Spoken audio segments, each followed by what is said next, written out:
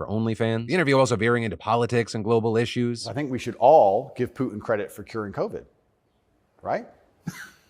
Because when his invasion happened, COVID went away.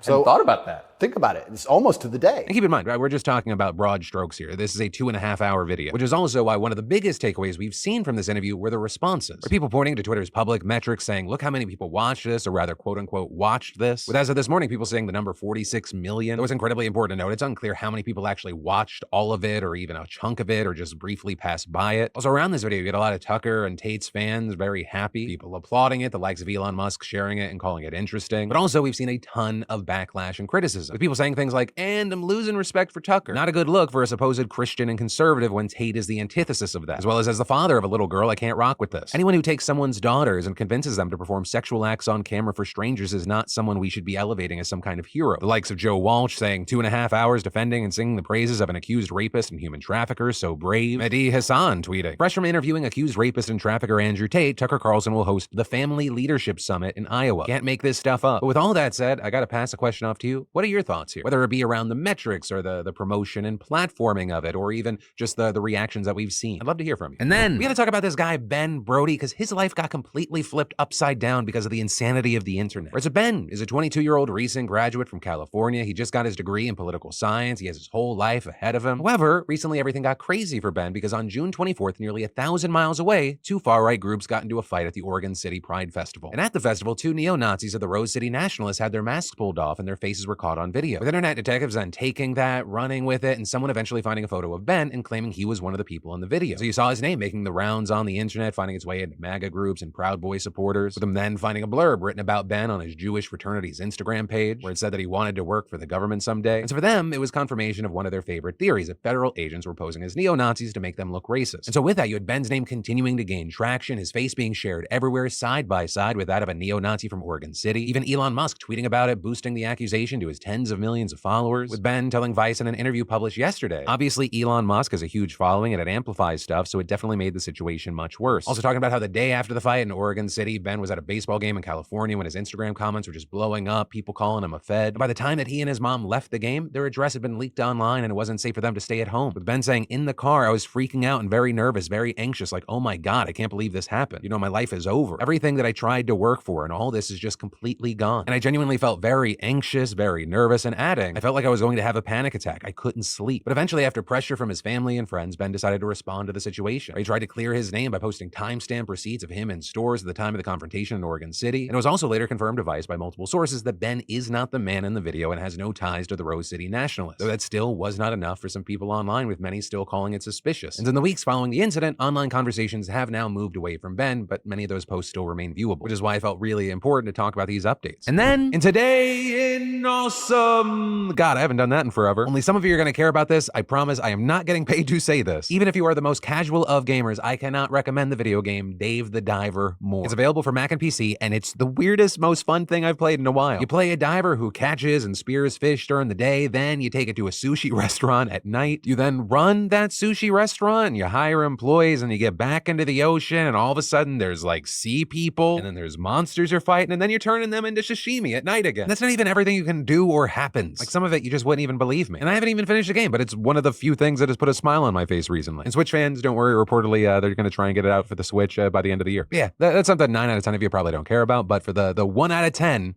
you're gonna love it. And then I want to talk to you about today's sponsor and a product that's been making waves in the health and wellness world, and that is Mary Ruth's Liquid Morning Vitamin. Right, Mary Ruth is known for their high-quality supplements, a commitment to clean, organic ingredients, and their Liquid Morning Vitamin is no exception. It's been a game changer. This liquid vitamin is absorbed faster and more efficiently by your body. It's packed with essential vitamins and minerals to kickstart your family's day. And the best part is that it's made with real organic ingredients. Whether it's you or your kids in the morning, they'll love it. Right, no more struggling with pills or messy powders, because Mary Ruth's made it easy for the whole family to get their daily dose of vitamins in a convenient and delicious way. Plus, Mary Ruth's Liquid Morning Vitamin is gluten-free, vegan-friendly, and free from artificial additives or preservatives, so you can feel good about what you're putting in your and your family's bodies. So if you're looking for a healthy and convenient way to start your day, I highly recommend Mary Ruth's Liquid Morning Vitamin. Do it, you won't be disappointed. And get 20% off all Mary Ruth's products today by going to the link in my description and using MRO Phil D at their Amazon storefront. And then, the heat right now is getting crazy, and I know a lot of you watching right now are like, no shit, Phil. But with that, we need to talk about the scale of this thing, because things have gotten so concerning that yesterday yesterday, the National Weather Service issued heat alerts for more than 108 million people. And notably, the southwest of the United States is going to be most affected, with Axios reporting that a heat dome will become centered over the southwest, but maintain an influence from the southeast to the south central states and into the Great Basin in California. The National Weather Service saying, unfortunately, the long-term outlook for the region shows a continued heat wave through this weekend and into next week. Right, and obviously, a big part of this news is we're talking about extreme numbers, but we're also talking about extreme lengths. With Axios reporting that in Phoenix, Arizona, they could see temperatures at 120 degrees Fahrenheit this weekend, as well as reporting Phoenix is on track to either tie or break its record of 18 straight days with highs of 110 degrees or above. So please, please, please be careful out there, because we're talking about temperatures where it's not like, oh, that's really uncomfortable. Like, people die. And while obviously we're talking about the United States here, like, this is an issue in many other places. Like, there was this study that was published on Monday. They found that European heat waves killed 61,000 people last year. Though, of course, that's not a one-to-one comparison. Not all countries are equipped the same way. Like, definitely in my time in Europe in the past gave me an appreciation for air conditioning, because as an American, that is not as widespread as I thought it was. And the unfortunate reality right now is that studies show that these heat waves, they're going to be an increasingly more common thing. Though more specifically right now, reportedly, a gathering El Nino event in the tropical Pacific Ocean is beginning to add even more heat to the global climate. So again, people, please be careful out there. This is not a joke. And then we need to talk about judge shopping, right? And that's because Senate Majority Leader Chuck Schumer and 17 other Democrats wrote a letter urging the policymaking body for the judicial system, the Judicial Conference, to end a system for assigning cases that basically allows plaintiffs to select their own judges, aka judge shopping, with the group specifically pushing the conference to change single judge divisions, which notably allows for all federal cases filed in certain geographic regions to be assigned to just one judge, and even more specifically, a judge that is sympathetic to the case, effectively allowing plaintiffs to pick the judge they want by filing their lawsuit in a specific division. And the senators explaining in their letter that this creates an unbalanced system because plenty of other districts assign cases to judges randomly. Writing based on geography, some plaintiffs are able to guarantee that their claims will be heard before a specific judge, whereas others are left to chance. This inconsistency undermines Americans' faith in our judicial system, with a letter going on to flag single judge districts in Texas, pointing to the Northern District of Texas as an especially egregious example, noting that even though there are more than a dozen judges in the district, civil cases are filed in many divisions that are always assigned to a single judge or to one of just a few. And that's very significant because it goes beyond just cases that impact Texas, right? This has major implications on federal policies that affect all Americans. And in an interview with the New York Times, Schumer specifically identified a very high-profile and closely watched fight over abortion pills that is making its way through the courts right now, where not only could that case seriously limit access to abortion pills, but also totally upend the way the FDA regulates all drugs. And while the matter is currently playing out in the U.S. Court of Appeals for the Fifth Circuit, it originated in, you guessed it, Texas, with the anti-abortion group that brought the case literally incorporating itself in Amarillo, Texas, just weeks after Roe was overturned and moving quickly to bring the suit there. And this because the only federal judge who hears new civil cases in Amarillo is a Trump-appointed judge who is infamous for being sympathetic to conservative causes and has been openly critical of abortion. So it's a very clear stack the deck issue, one that's not talked about nearly enough. And as far as if the Judicial Conference is going to be willing to change its rules because some senators asked nicely, I mean, we're going to have to wait to see. Though notably here, the senators did indicate in their letter that Congress is considering taking further actions to crack down on judge shopping if the initiative is not taken by the judicial system itself. Also, in other, the American legal system is totally fucked news, we have everyone's favorite judicial baddie, Clarence Thomas, making the rounds yet again. Though this news is a little bit different than Thomas's usual beep of pimping himself out to GOP sugar daddy mega donors. Because today, The Guardian reported that one of Thomas's top aides received Venmo payments from several lawyers who have had business before the Supreme Court, and that notably including one who just successfully argued in favor of ending affirmative action. According to the outlet, the Venmo payments appear to have been made in connection to Thomas's 2019 Christmas party, with them saying they were able to track that down because the aide's Venmo account was literally public until The Guardian requested comment for the article, with the reporter saying that those now private transactions showed that the aide received 7 payments in November and December of 2019